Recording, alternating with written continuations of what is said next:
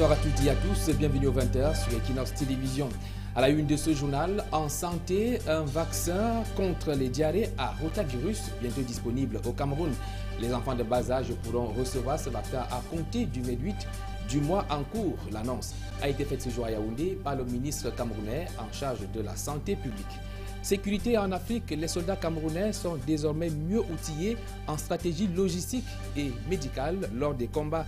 Ils ont pris part à un exercice baptisé Accord de 14. Il s'agit d'une initiative issue de la coopération militaire entre l'Afrique et les États-Unis. Enfin, sport football, la FIFA prolonge le contrat de bail du comité de normalisation à l'Africa Foot. Joseph Oona et ses pairs ont désormais jusqu'au 30 novembre 2014 pour boucler leur mission. Voilà pour les titres. Retrouvons-nous dans quelques instants pour les détails.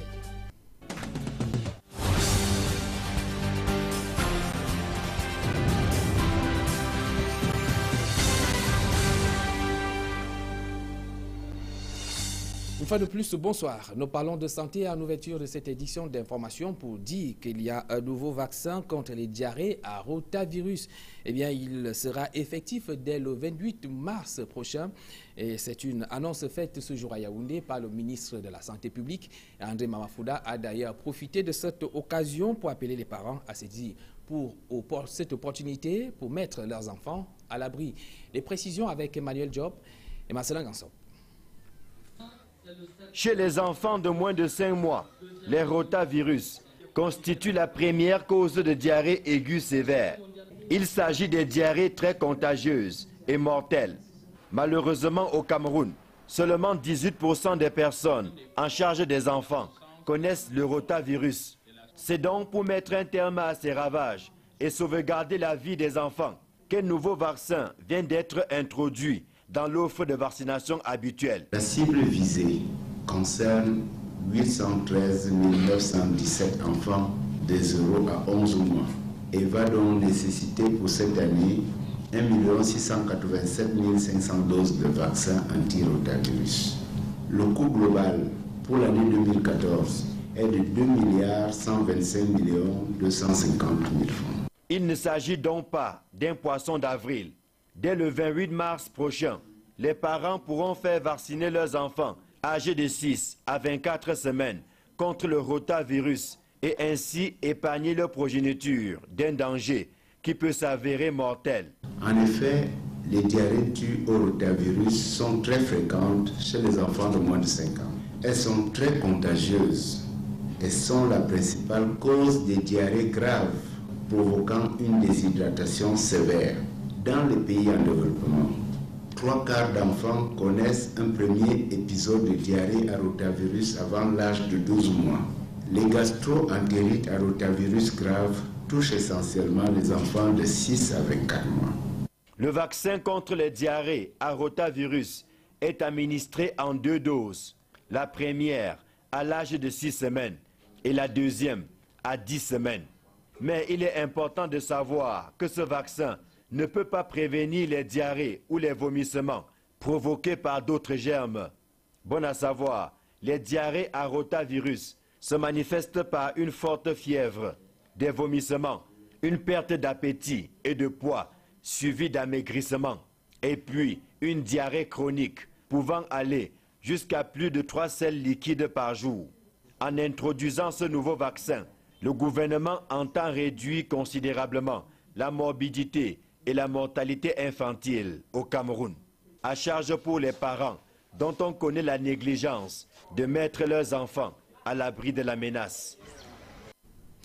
Le ministre de la Santé publique rassure les populations non seulement sur la qualité du vaccin anti-rotavirus, mais aussi sur sa gratuité. André Mamafouda est au micro d'Equinox Télévision. Le vaccin anti-rotavirus est un vaccin validé et recommandé par l'OMS et l'UNICEF. Et le PEV dispose d'outils de contrôle de qualité de ces vaccins. Dès l'entrée dans le pays jusqu'au centre de santé le plus reculé, toute anomalie observée sur un vaccin, quelle que soit la quantité, entraîne automatiquement son retrait et sa destruction par la Commission nationale de contrôle de la qualité des vaccins. À l'endroit des parents, les encourager à faire vacciner leurs enfants contre les diarrhées à rotavirus qui sont très contagieuses et meurtrières. Et surtout, saisir l'opportunité qui leur est offerte de faire vacciner gratuitement leurs enfants âgés de 0 à 11 mois, aujourd'hui contre 11 maladies évitables par la vaccination et selon le calendrier vaccinal. Parlons à présent de la sécurité au niveau du bassin du lac Tchad pour dire que la force multinationale est désormais sur les rails. Les 6 États membres ont consenti à fournir chacun 700 militaires pour les besoins de la cause. C'est l'une des résolutions au terme de la réunion des ministres de la Défense qui vient de s'achever à Yaoundé. Le point avec Emmanuel Diop et Marcelin Ganson. Programmé pour s'achever en journée, c'est finalement tard dans la nuit que les patrons de la défense des États membres de la commission du bassin du lac Tchad se sont séparés à Yaoundé. C'est que les débats ont été houleux, mais Alain Egam Bongo et les autres ont pu accorder leur violon sur l'essentiel. Ainsi, la force multinationale pour la sécurité dans le bassin du lac Tchad a été réactivée. Malgré quelques divergences de vues, nous pouvons légitimement nous féliciter de l'engagement, de la détermination et de la volonté de tous de lutter contre les menaces et toutes les manifestations diverses de l'insécurité transfrontalière dans le bassin conventionnel du lac Tchad. Pour son opérationnalisation, le Cameroun s'engage, à l'instar des autres pays, à fournir pas moins qu'un bataillon de 700 militaires. Mais Alain Egam Bongo a insisté pour que chaque pays cantonne ses éléments dans son territoire. Au sortir des assises de Yaoundé, le Cameroun s'en tire à bon compte puisque le colonel Dougou Hippolyte Jean a été nommé conseiller militaire auprès du secrétaire exécutif de la commission du bassin du lac Tchad par Paul Biya. Les ministres ont cependant renvoyé à plus tard l'examen des modalités d'exécution du mandat de la force multinationale. La durée des opérations est d'1 an renouvelable une fois pour le commandement et de 6 mois pour la troupe. Une période transitoire de 6 mois sera observée afin de finaliser la mise en place de la nouvelle force, période pendant laquelle le Nigeria continuera d'assurer le commandement. Un catalogue de bonnes intentions qui nécessite des moyens financiers. Alors, les différents pays sont appelés à mettre la main à la poche. Sur le financement de la force, la réunion des ministres a recommandé et encouragé les États membres de la CBLT de s'acquitter de leurs cotisations et d'assurer des contributions pour charges supplémentaires. Le Cameroun a pris l'engagement d'appuyer dans les meilleurs délais ses engagements vis-à-vis de la CBLT. Il est à espérer que le bassin du lac Tchad, dont les eaux ne cessent de diminuer et qui fait l'objet d'une exploitation sauvage et anarchique, sera bientôt aux petits soins pour le plus grand bien des populations riveraines qui ne demandent pas mieux. Nous parlons toujours de sécurité et de défense avec les soldats camerounais qui sont désormais mieux outillés dans les stratégies logistiques et médicales lors des combats. Ils viennent de prendre part à un exercice baptisé Central Accord 14, une initiative issue de la coopération militaire entre l'Afrique et les États-Unis d'Amérique. Eh bien, cet exercice de 2 semaines s'est achevé ce jour à Douala en présence du ministre camerounais en charge de la défense. Voici le reportage de Martin Manguele et Sylvestre Hippolyte Zangaou.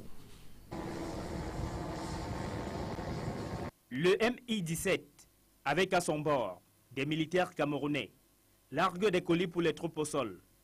Le largage est dans un premier temps effectué sans parachute. Ensuite, les colis sont soutenus.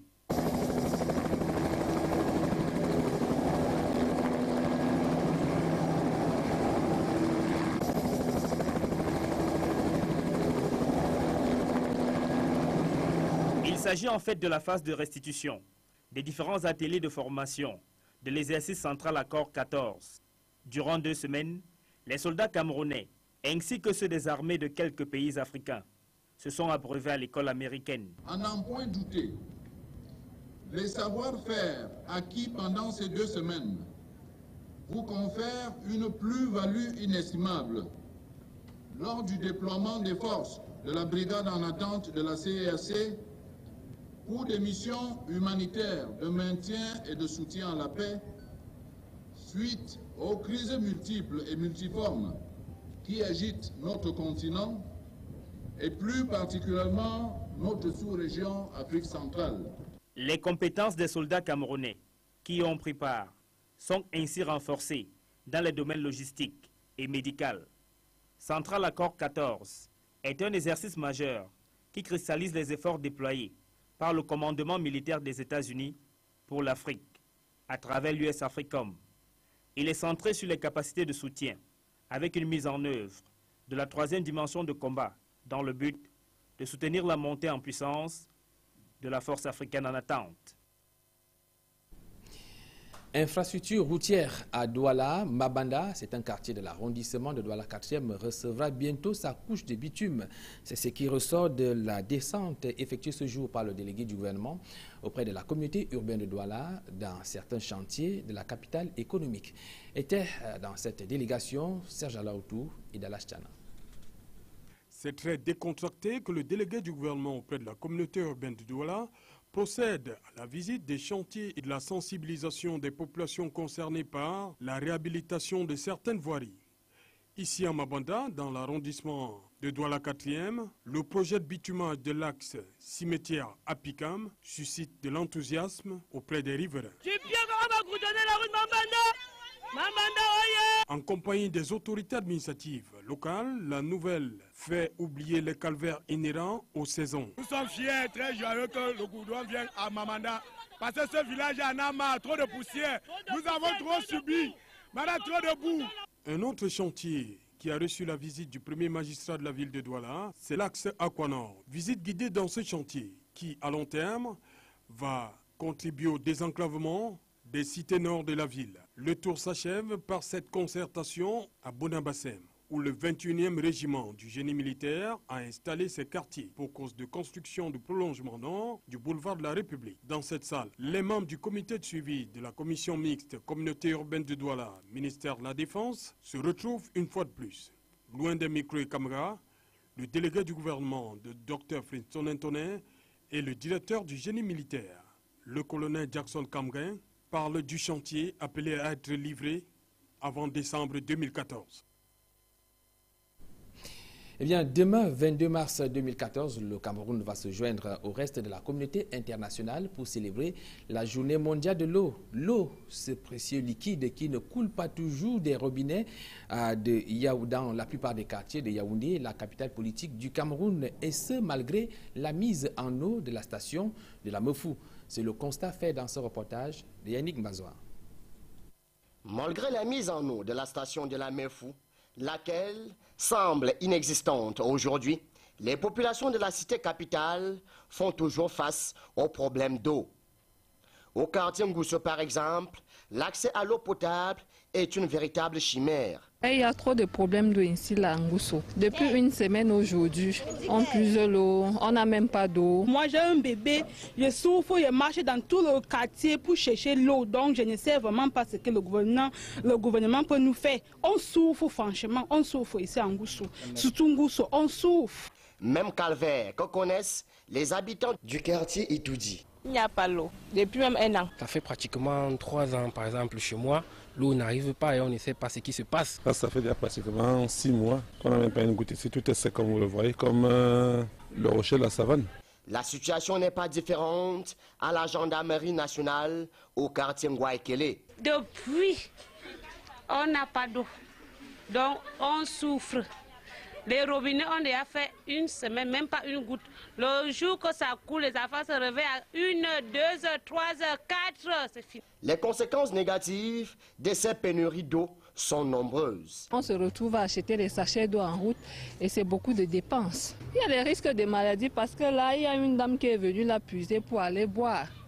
Et ce n'est pas non, ce n'est même pas déjà potable, c'est pas propre, ça coule sale. Avec les enfants, on traverse la route, les motos, les voitures et tout ça, l'accident. Au moment où le Cameroun célèbre la journée mondiale de l'eau, pendant que le gouvernement continue de jouer la partition des promesses. Donc le réseau est en train d'être nettoyé par les experts de la CDE et nous pensons qu'au plus tard, mardi, l'eau va couler dans les robinets. Mais l'eau est déjà dans la station. Il s'agira après de l'injecter dans le réseau. Les robinets sont toujours secs.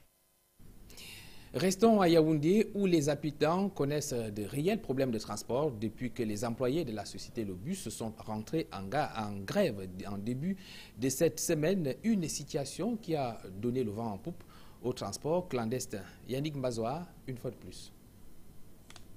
Dans la cité capitale, tous les points de ramassage des usagers de la société Le Bus sont vides. Et ce, du fait de la grève qu'observent les employés de cette société depuis quelques jours. Il nous conseille d'aller même jusqu'à vendredi sans toucher à un seul bus. Parce que...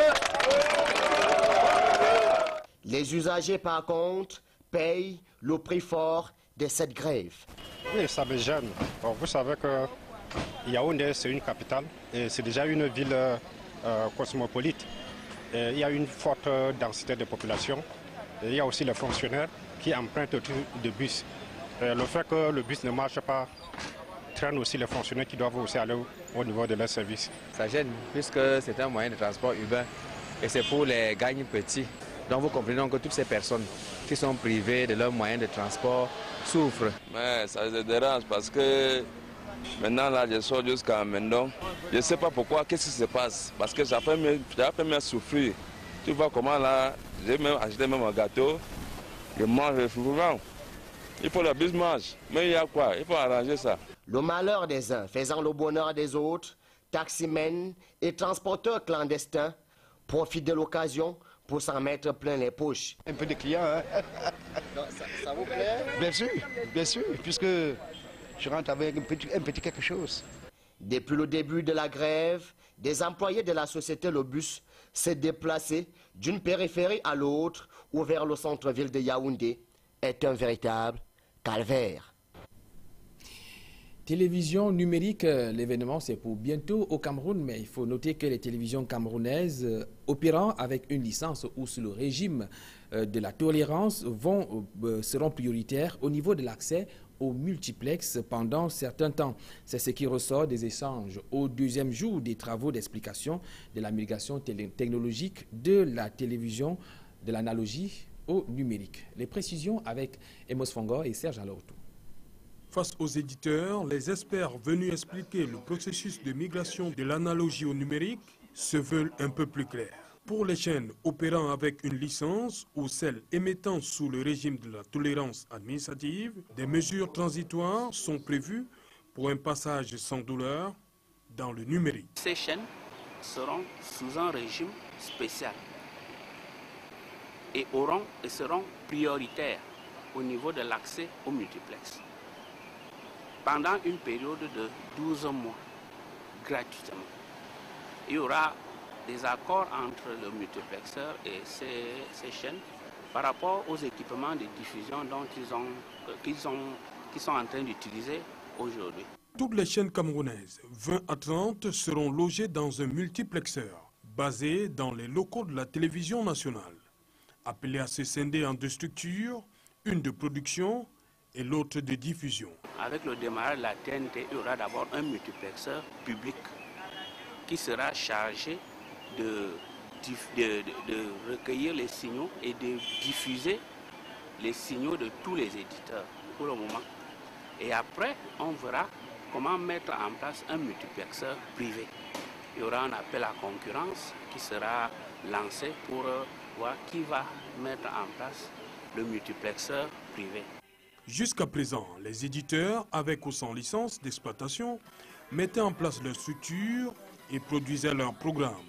À partir de juin 2015, l'État du Cameroun mettra sur pied une seule infrastructure et tous les éditeurs utiliseront cette base, réduisant ainsi les coûts. Toute l'infrastructure sera ainsi mutualisée et les éditeurs l'utiliseront à travers l'opérateur de multiplexage. Il n'y aura plus quelqu'un qui va avoir une couverture de 20% du territoire national, l'autre a une couverture peut-être de 60%. Tous auront le même taux de couverture avec la même qualité de service parce qu'ils auront utilisé les mêmes équipements et puis l'opérateur de multiplexage et diffusion fait met en place l'infrastructure et les autres viendront seulement louer cette infrastructure pour pouvoir diffuser leur programme. Cette mutation du paysage audiovisuel camerounais implique une meilleure redistribution identitaire avec des chaînes généralistes ou tout simplement thématiques. Une aubaine pour les éditeurs, mais un texte régissant les modalités d'accès au multiplex sous la supervision de l'autorité de régulation de l'audiovisuel. Notons à la suite de Serge Alaoutou que la télévision numérique terrestre ne sonne pas le glas des écrans de télévision à tube cathodique.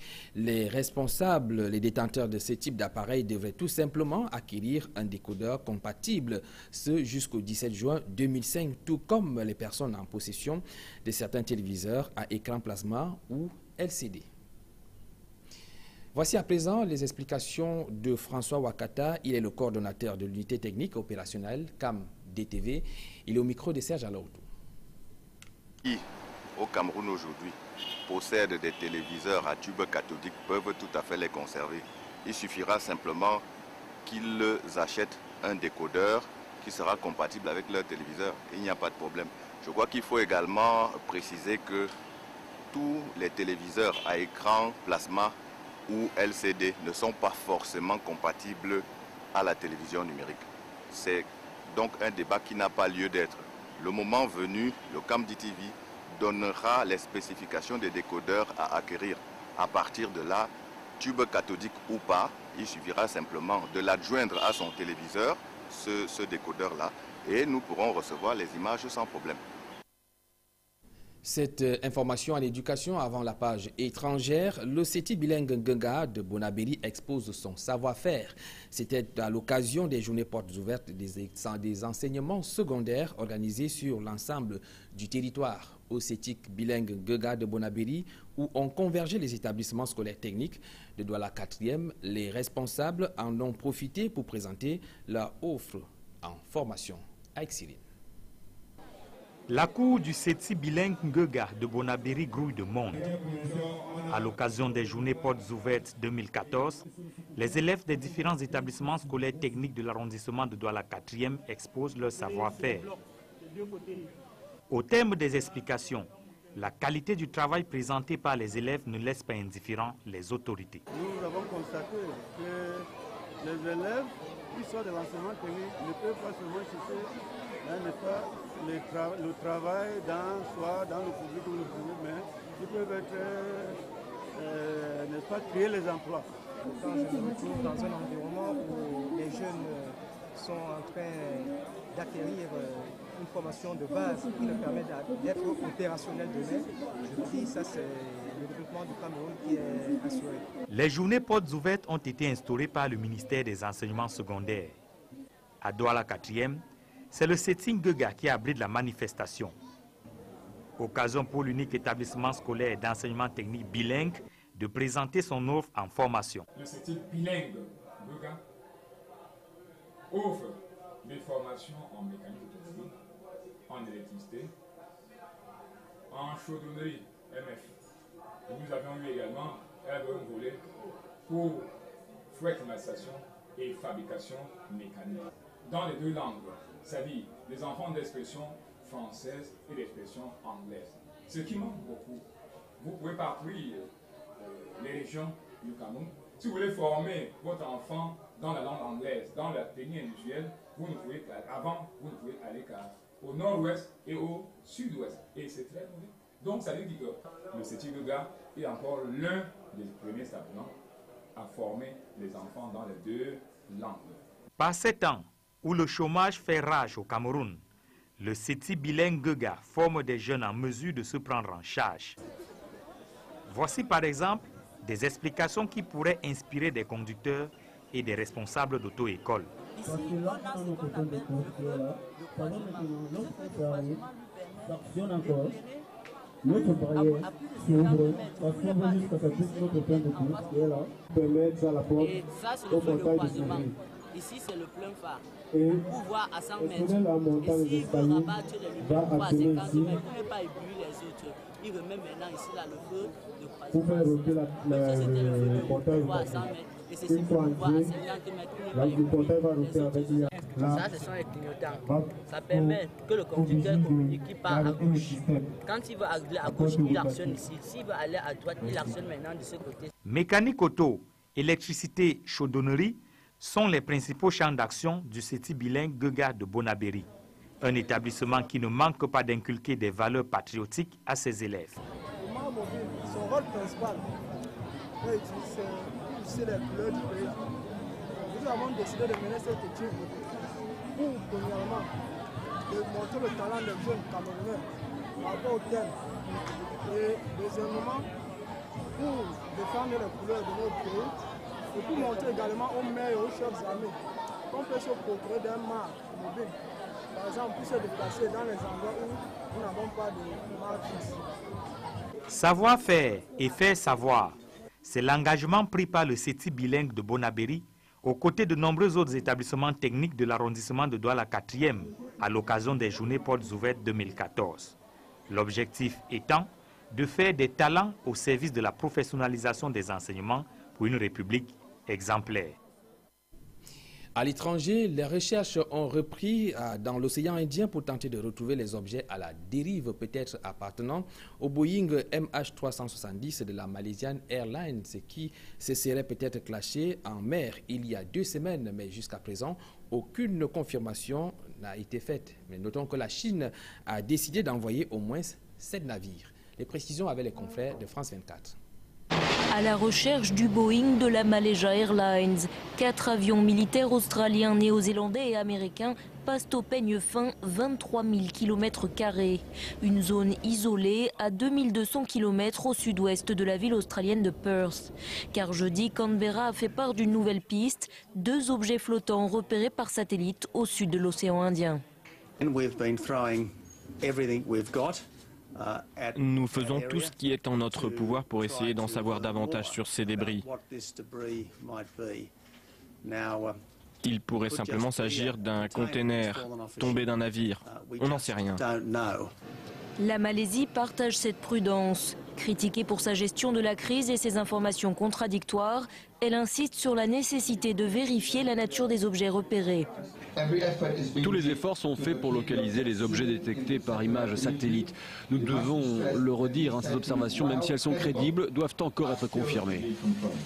Les recherches mobilisent 26 pays dans 2 couloirs allant du sud de l'océan Indien à l'Asie centrale. Au total, 18 navires, 29 avions et 6 hélicoptères sont à pied d'œuvre. L'inquiétude des familles de passagers, elle, est toujours aussi forte. J'espère que mon fils est sain et sauf et que tous les passagers sont vivants. Les conditions météorologiques sont meilleures ce vendredi et devraient faciliter les opérations de recherche. En sport football, comme nous l'annoncions à l'entame de ce journal, le comité exécutif de la FIFA a décidé ce vendredi d'accorder un bail de 8 mois supplémentaire au comité de normalisation que dirige depuis juillet 2013 la FECAFOOT, dont Joseph Oona, le président du comité de normalisation, et ses pairs ont désormais jusqu'au 30 novembre 2014 pour boucler leur mission de révision des textes et l'organisation des élections à la FECAFOOT. Eh bien, nous poursuivons ce soir notre série concernant donc la Coupe du Monde et halte à la première édition qui avait donc finalement eu lieu en 1930 en Uruguay. Le coup d'envoi de cette compétition de la FIFA avait été donné le 13, pour être plus précis, le 13 juillet 1930 dans un contexte de commémoration de 2 événements de centenaire de l'indépendance de l'Uruguay et toujours en juillet, le 14 juillet, jour de la prise de la Bastille. Pour en avoir plus de précisions, voici le reportage de Jean-Paul Chuniat.